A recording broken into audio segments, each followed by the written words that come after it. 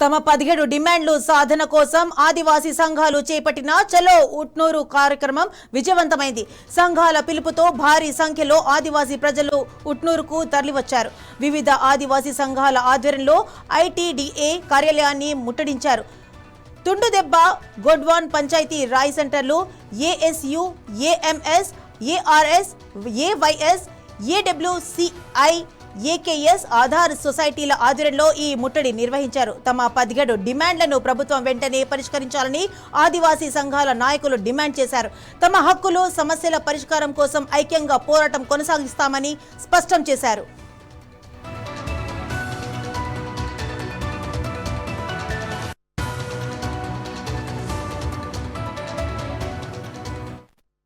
ఆదివాసులందరూ Utnoor ITDA ఎదుట ఆందోళన చేపట్టారు. అసలు ఈ ఆందోళన గల కారణాలు ఏంది, వారి ముఖ్య అంశాలు ఏంది, ఒకసారి మనం ఈ రాష్ట్ర అధ్యక్షుని తుండుదెబ్బ రాష్ట్ర అధ్యక్షుని ఒకసారి మనం అడిగి తెలుసుకుంటాం. భారత రాజ్యాంగంలో ఆదివాసుల కోసం పొందుపరిచినటువంటి చట్టాలు, హక్కులు, జీవోలు ఏవైతుందో వాటిని అమలు చేయాలని చెప్పేసి అనేక సంవత్సరాలుగా ప్రజాస్వామ్యబద్ధంగా, రాజ్యాంగబద్ధంగా పోరాడుతున్నాం. అయినా వీళ్ళ పాలకులు, కేంద్ర రాష్ట్ర ప్రభుత్వాలు మా చట్టాలను వయలేషన్ చేస్తూ, ఉల్లంఘిస్తూ కాలరాస్తున్నారు. కాబట్టి వల్ల తెలంగాణ రాష్ట్ర వ్యాప్తంగా ఉన్నటువంటి అన్ని ఐటీడీలకు కార్యాలయం ముందు ముట్టడి చేయాలని పిలుపునివ్వడం, 17 నాడు ఎటు నగరం, ఈ రోజు మనకు ఉట్నూరు చేయడం జరుగుతున్నది. 31 నాడు భద్రాచలం, ఇట్లా అన్ని ఐటీడీఏ కార్యాలయం ముట్టడి చేసి కేంద్ర రాష్ట్ర ప్రభుత్వాలకు కనువిల్పు కలపాలని చెప్పేసి మేము తెలియడం కోసం ఈ యొక్క ముట్టడి.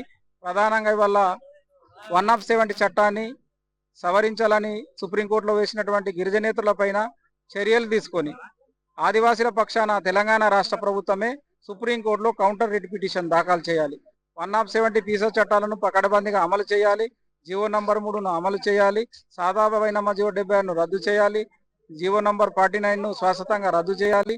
అదేవిధంగా ఏదైతే ఆదిలాబాద్ జిల్లా కేంద్రంలో ఎయిర్పోర్టు ఉన్నదో దానికి కొమరం భీం పేరు పెట్టాలని చెప్పేసి మేము ఇవాళ ఆదివాసీ హక్కుల పోరాట సమితి తుండుదెబ్బ రాష్ట్ర కమిటీ తరఫున డిమాండ్ చేస్తున్నాం.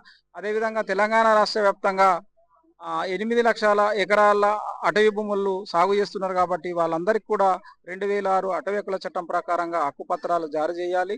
అదేవిధంగా 109 జీవో ఏదైతే ఉన్నదో అది షెడ్యూల్ ప్రాంతాల్లో 75% పోలీసు ఉద్యోగాలలో ఆదివాసీ తెగలకు అమలు చేయాలని చెప్పేసి ఈరోజు చెప్పడం. అదేవిధంగా షెడ్యూల్ ప్రాంతాల్లో స్పెషల్ డిఎస్సి, అదేవిధంగా ఐటీడీఏ పరిధిలో ఉన్నటువంటి బ్యాక్లాగ్ పోస్టులను వెంటనే భర్తీ చేయాలి. కొమరం భీం కాలంలో నివసిస్తున్నటువంటి ఆదివాసులకు ఇంటి స్థలాలకు పట్టాలు, రక్షణ మౌలిక సౌకర్యాలు కల్పించాలని చెప్పేసి తదితర డిమాండ్లతోటి ఈరోజు ముట్టడికి పిలుపునివ్వడం. ముట్టడిలో అందరూ కూడా ఇంత భారీ వర్షంలో కూడా ఉమ్మడి ఆదిలాబాద్ జిల్లా నుండి చాలా మంది యువకులు, కుల సంఘాలు, ప్రజా సంఘాలు, విద్యార్థులు, కార్మికులు, కర్షకులు, మహిళలు, ఉద్యోగ సంఘాలు, ప్రజా సంఘాలు అందరికీ కూడా తరలివచ్చి ఈ యొక్క ముట్టడి కార్యక్రమానికి విజయవంతం చేసినటువంటి అందరికీ పేరు పేరున ప్రింట్ మీడియా, ఎలక్ట్రానిక్ మీడియా అందరికీ కూడా, పోలీసు అధికారులకు కూడా మేము ధన్యవాదాలు తెలియజేస్తున్నాం.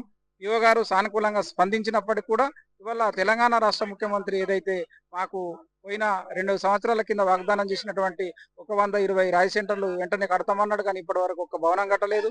సిఎస్ శాంతికుమార్ మేడంకు ఆదేశాలు జారీ చేసిండు, కానీ ఇప్పటి వరకు కట్టలేదు.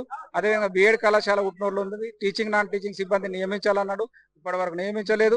ఆదివాసుల పైన పెట్టినటువంటి అక్రమ కేసులు గత ప్రభుత్వం పెట్టింది కాబట్టి ఆ కేసులన్నీ కూడా ఎస్పీల ద్వారానే మేము నివేదిక తెప్పించుకొని కేసులు ఎత్తేస్తామన్నాడు, ఒక కేసు ఎత్తేయలేదు. ఫారెస్ట్ అధికారుల దౌర్జన్య కణ కొనసాగుతున్నది. ఇంద్రమ్మ ఇళ్లను కూడా ఇవాళ కనీసం కట్టనిస్తలేదు.